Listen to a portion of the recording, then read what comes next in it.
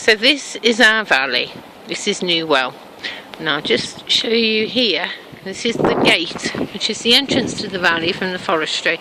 Got a lovely photo of my mum years ago, standing by this gate under this tree with all the berries above her.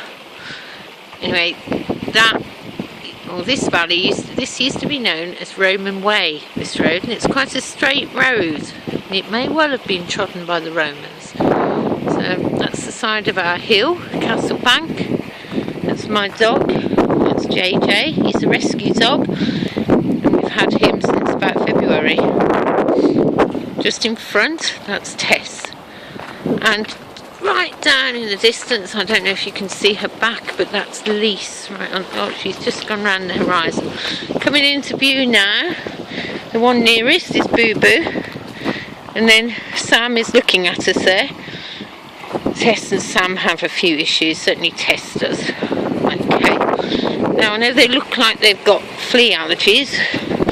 I think a lot of this now, we've treated them for fleas, so I think that it's more habit, and I seem to have calmed their scratching down a lot. They're doing a lot less now. Here we are with Tess and Sam having a game, and here comes JJ. This is typical behaviour between Sam and Tess, who's still sorting things out. We've only had Sam a couple of months really. His owner's not been very well, so we've been looking after him and Boo Boo. But we knew Sam and Boo Boo, and Sam's brother Yogi, who died about 4 weeks ago. There's Sam and Boo Boo playing. Sam's not happy about playing now. There we go. Oh, look at him. Now Sam is a cross between his mother and a deerhound lurcher. Up on this hill quite recently, I saw a badger. Down here, I should show you, it's what used to be a sheep dip about 100 years ago. And me and Shane have made it into Shane really has made it into a bit of a swimming pool. But it used to be a swimming pool when we were children too. So I'll just show you the sheep dip. And you can see quite clearly that it was a sheep dip. And they used to pass the sheep through here. Possibly keep them up here on the flat before they went in. There's a bit of forestry rubbish there in the stream, not ours. So there's your sheep dip. Now you can see we've dammed it up, but when we were children we used to dam it up as well.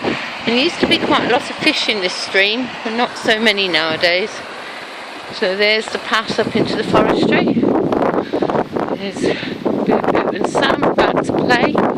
I'm sure I might get a few comments about dog behaviours, which might be very helpful to me, so you're both all welcome to make comments if you want to. Positive feedback is always helpful. So here we go down the valley. So our farmer stores his silage after harvest. And here are the dogs walking together. You can see some interesting energies, behaviours going on between them. And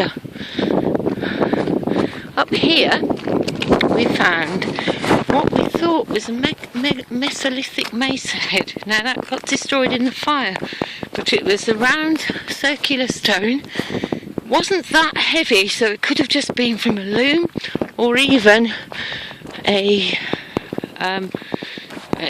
mace head that was just used for ceremonies, those ceremonial mace head. It's quite possible that people lived in this valley for thousands of years. Along here, although you can't see it, but there did used to be lots of rocks that denoted buildings. And up there in the corner by the gate, I forgot to mention, there used to be a school. And the farmer that used to live in this area until his death a few years ago, Abe Wollstonecraft, went to school in that school at the end of the valley in the 1920s. There was a farm here where these trees are on the left, which I remember as a child. And up there was marked on the Welsh Museum's website is a potato clamp. That's the most memorable place of interest I can conjure up at the moment. But on the Paddy website, there's masses and masses of sites of historic interest are marked in this valley. Many enclosures and possible burial sites, and the remains of old buildings. On the right here, there may have been a building as well, and although the moss has grown over all the stones there, if you dug underneath you would find the stones. And just here, on my right, there was a building as well. And I don't know what this building was, whether it was a farm or what, but when I was a child it was very evident, and you can still see the stones on the bank here. There was something there, I don't know quite what, but there was a building. And I remember, you can see down there some large stones which came from that building.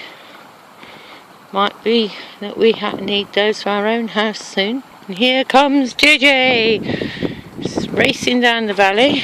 JJ used to run off all the time, and now he just follows me. Up here, this is sites of some buildings under those trees as well. And none of this is evident, but I remember it as a child. The stones and the ruined buildings.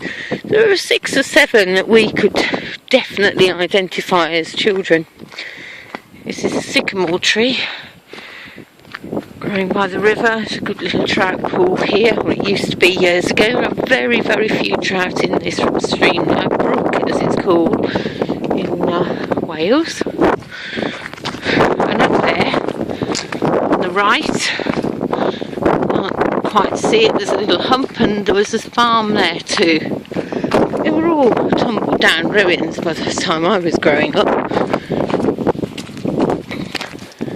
And this flat area up here has always been flat, and when this village was a hamlet over 100 years ago, 150 years ago, they used to have parties every Sunday after church. One particular party, which would be on the first Sunday of the month every July, was called a wake. And at that wake they used to play football, get drunk, have sex. Sounds like good parties to me. But the church didn't like it and put an end to them. First of all, there was a Quaker meeting house on the other side of the hill, and then that was taken over by the Methodists, I believe, and the Methodists still have the chapel, what's now known as the chapel. And I haven't been to services there, but then I'm not a Christian, so maybe that I never go, or it might be that I pop in one day. There's a beautiful hawthorn tree, and another one. We do get a lot of starlings down here, but apparently some farmers shoot starlings. Not my local one, but he said some farmers do shoot starlings. They don't realise when they're shooting the starlings, who are a protected species, that they're also shooting redpolls, redwings and fieldfares, amongst many, many other migrating birds that come to this valley. Now there's our house that burnt down. We've covered it a little bit, and we're planning to cover it some more. It may not seem obvious, but 2/3 of it is covered, so we're trying to keep the weather out of it. Now I'll just show you here where this is where the parties used to take place, and you can see that they used to have theatre sessions as well. As that bank acted as a natural amphitheatre, so used to have football on the flat here, and then everybody would watch from the bank. And you can just imagine now, up there straight in front, I will zoom up there was where the castle was, and the previous resident of this valley told me that she used to play there when she was a child. And when my cousins were children, they used to dig up artefacts from around there, from the rubbish.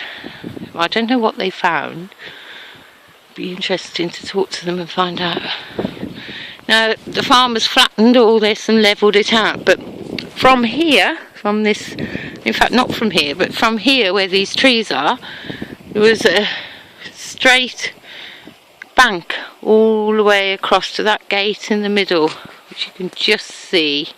Not very good on this camera, but anyway, from here right across was a bank, and similarly here. So there was a track that led down from the farm up there on the corner of the forestry, right down across this field and straight on, and over there is the village, the local village, which is Llanbadarn. That is Glendower's Way up there.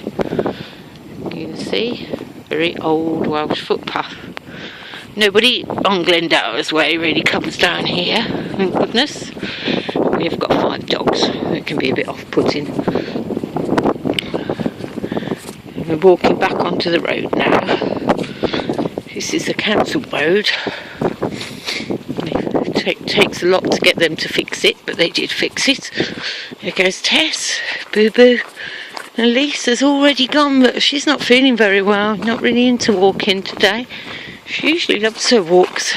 I think she's a bit run down at the moment. She's got diabetes and she's very old, and we're fostering her because she wheezes at night and makes a mess. So the people in an ordinary house, that would be a challenge. Just coming up to my vehicle. Zoom in on the house a bit if I can. There we go. That's our house, very burnt down. Huge job. We're going to put an extension on it, which is almost as big as the house itself. It's only going to be a single-storey extension. So that essentially you'll see the house and then a balcony beside it. And on the balcony we will keep the dogs. Most of the time anyway, but it will give us it'll give them an exit and escape route for an emergencies, which is what our dogs didn't have, and that's why we've designed it that way. There's our Heimer caravan and another vehicle behind it, and there's the sheep. In the evenings I watch the starlings here. Sometimes in the summer we see hares. You don't see as much wildlife as you'd expect to see, but then wildlife in Britain has decreased massively, over 2/3 in the last 30 years. That is a hell of a lot of wildlife to lose. You can see up there in the field, if I just stand still, underneath those sheep there's loads of starlings. Now, if they are field fares, they all graze, they all feed in the same direction, so they basically march across the field, or they'll all go to one rowan tree and just take off all the berries.